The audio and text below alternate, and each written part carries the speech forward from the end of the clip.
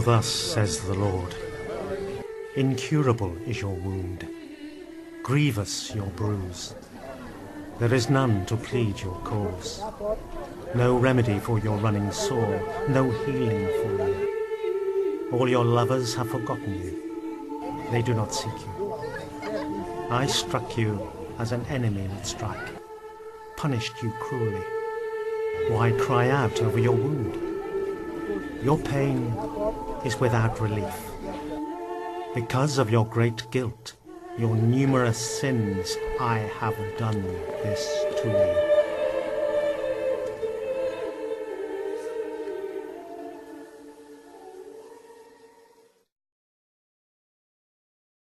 You never condemn a sin, you always condemn the sinner. HIV can often be placed within the religious context and seen as something that is sinful. Watu wanaogopa kujitolea nje kwa sababu I don't feel that I've got HIV because I've done a particularly bad thing. I think we've all done bad things, and it's just life.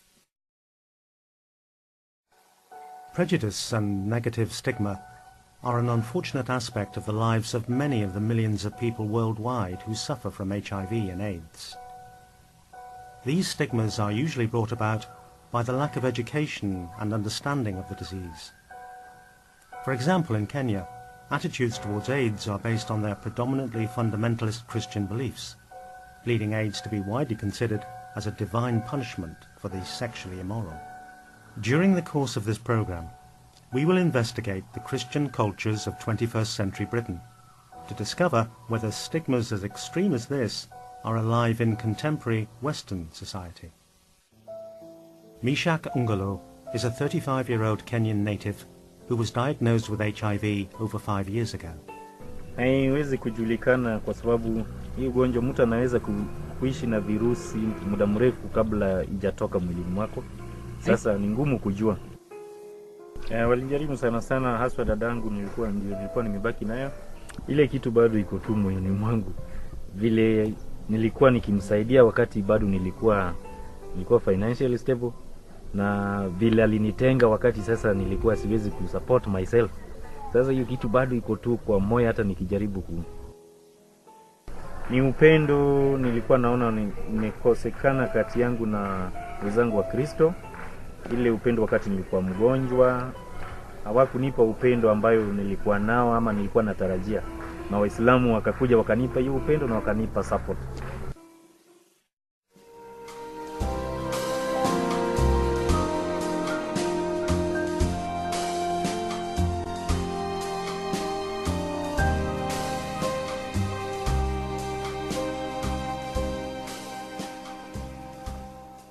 AVERT, international AIDS charity, was created in 1986 by Annabelle Cannabis as a reaction to the rapid spread of the disease across Africa. Since then, AVERT have become a major international force in the fight against AIDS and are engaged in a wide variety of projects around the world. Their website, avert.org, is one of the most popular sources of information about the disease. Rachel Rushcombe-King, an information officer for AVERT, has been working within the charity for several years. At the end of the day, HIV is HIV wherever you are, whoever you are in this world. You'll have the same needs. You'll need access to treatment, support, nutrition and care. So that's a similarity between HIV sufferers in the UK and in Africa. However, access to those kinds of care and support services are very different in the two areas. For example, in Africa, health structure is not in place. There aren't doctors, there aren't trained nurses who can deliver these services. There aren't supplies of drugs. So it's very much harder to be a person living with HIV in Africa than it is in the UK. HIV is a stigmatized condition because it's associated with certain behaviours that are extremely taboo in many societies. For example, sex, especially gay sex and prostitution, and also injecting drug use. These types of behaviours are seen as shameful or immoral, and as a result, HIV has that kind of stigmatising view surrounding it as well. It's often seen as a disease that's as a result of promiscuous sex or people behaving badly, as it were, which can increase the stigma around it as well. Lack of education can also increase stigma around it. For example, people not understanding that you can't get HIV just from day-to-day contact. So that increases the stigma around it as well. People can get HIV by accident. It's not something that is sinful or blameful or immoral. It's just a fact. HIV exists and it is transmitted from person to person. There should be no blame and no stigma surrounding it, because that type of stigma actually fuels the fear of HIV and it prevents people going out to get tested because they don't want to have this type of blame or fear attached to them. So I think statements like that are incredibly unhelpful for efforts of HIV prevention all over the world, where we're trying to encourage people to get tested. Again, as religion has certain views about sex and about ideas about marriage, HIV can often be placed within the religious context and seen as something that is sinful or wrong and immoral. Perry Evans has been living with HIV for 24 years after he contracted the disease in 1984 through a blood transfusion. In 1986, the doctors told him he had only 2 to 5 years to live. Recently, he was diagnosed with cancer. Perry lives in Winchester with his wife Heather and their 2 children.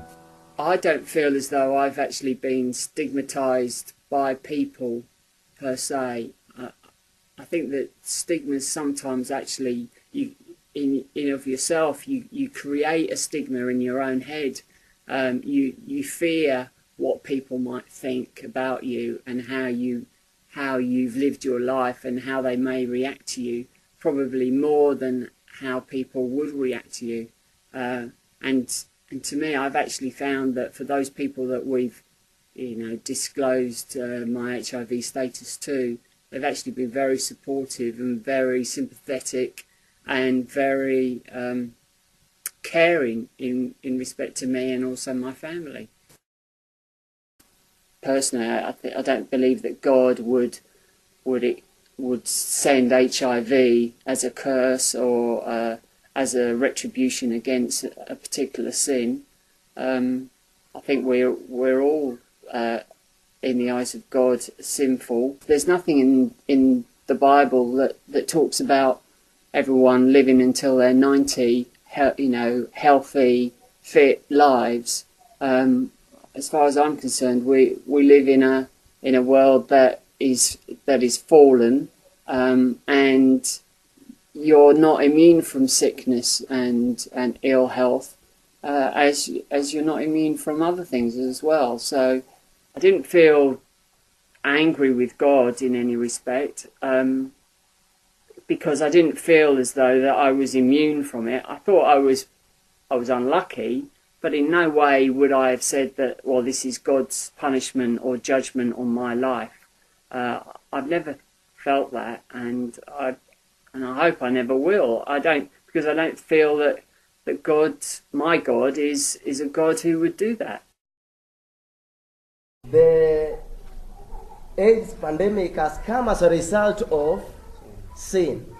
And as ministers, what we need to tell people, especially the youth, is that when you go into sin, when you start sinning, or even, let's say, when you go into immorality, you will contract AIDS, and that is against the will of God.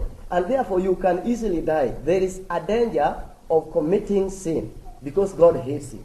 So as ministers, we should show them the dangers of committing the sin of sexual intercourse.